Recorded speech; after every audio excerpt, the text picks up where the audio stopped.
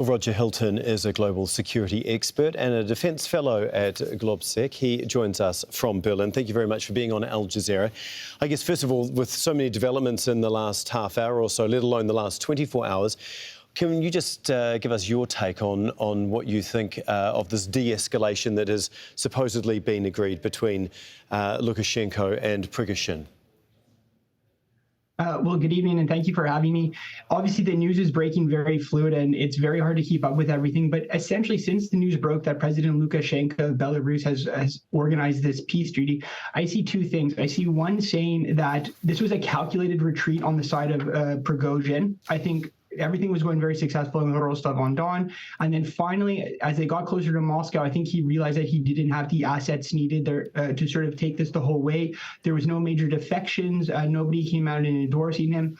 And I think also that he didn't necessarily have the support of the troops. I think at the same time, he's in the current process of shaping the negotiations. Nobody knows what the conditions of these deals are going to be. He's holding a huge amount of assets physically, not just Rostov-on-Don, but the influence of the troops.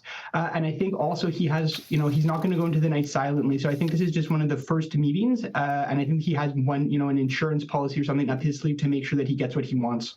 Well, what happens to him now? I mean, can he continue as the head of Wagner, working alongside the Russian military? Well, I think the first thing to look at is, since this all started and the way it escalated, I mean, Putin was completely in regime survival mode. So I think at the moment, Putin has created a little bit of space for himself. Obviously, he is persona non grata. He's one of, if not the most wanted man in Russia right now. But like I said, I think there is a way for him, whether it's seeking some sort of asylum somewhere else to function. But it seems as if his days of Wagner working so efficiently on the battlefield with Ukraine, with him as the leader of it, is just not possible.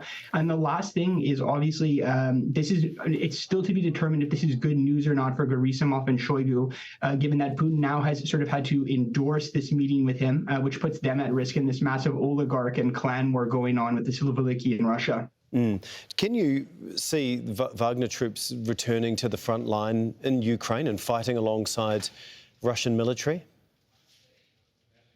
I mean, if the one thing that this war has proven is that anything is possible, but I think at the moment the policy priorities of everyone, whether it's the Russian MOD or Wagner itself, is sort of domestic policy. As you know, the news has been breaking so quickly, and Russia has already pulled military assets up. So nothing's impossible, but I feel as if this is going to be a very tough sell for Wagner, given that Ukraine is probably going to keep their foot on the gas right now and try to push with a much larger combined arms operation. Is this the perfect opportunity that Ukrainian forces and its Western allies have been looking for to really hit home and take an advantage with their counteroffensive? I mean, it's just unbelievable the way things have gone through. And I can imagine that General Zaluzhny, who's the chief of staff, who's just done a phenomenal job over the last 13 or 14 or a little bit longer than that, coordinating everything.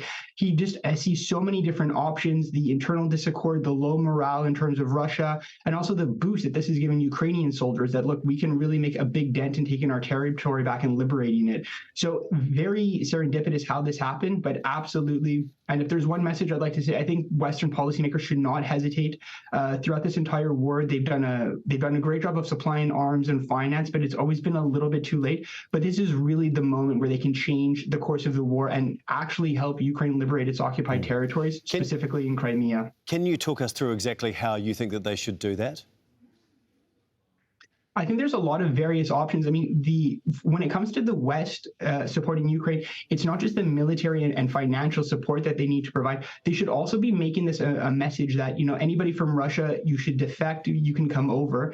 And then the actual support, how Russia is, now is the time, whether it's covertly or not, to be providing much longer range artillery. The Atoms, which is already in service right now with the British Storm, the Storm missile long range from Britain.